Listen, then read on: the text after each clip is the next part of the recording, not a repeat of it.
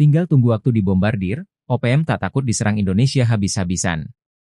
Jubir OPM, Seb Bisembom, menegaskan pihaknya sama sekali tidak takut akan kemungkinan serangan militer dari Indonesia. Meski senjata utama mereka untuk bikin NKRI luluh dan bersedia melepas Papua kini sudah bebas, OPM tetap pede untuk terus melanjutkan visi dan misi mereka. Seperti diketahui, Philip Mark Mertens yang sudah jadi sandera OPM selama 1 tahun lebih saat ini sudah bebas.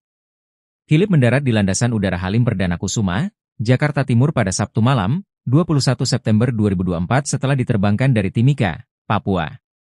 Setibanya di sana, Philip langsung diserahkan ke Kedutaan Besar Selandia Baru. Keberadaan pilot Susi Air tersebut dinilai menjadi salah satu alasan mengapa Indonesia tidak jor-joran menumpas OPM. Selain tentunya juga memikirkan keselamatan masyarakat Papua tempat di mana Philip ditahan. Akan tetapi, Philip kini sudah bebas.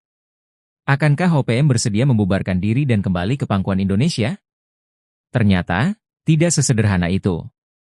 Sebi menegaskan, pihaknya tidak khawatir bakal ada serangan militer Indonesia. Sebi mengatakan pembebasan Philip memang sesuai rencana markas pusat TPNPB OPM.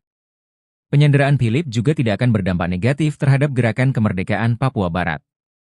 Penyanderaan sering terjadi di wilayah konflik bersenjata di seluruh dunia.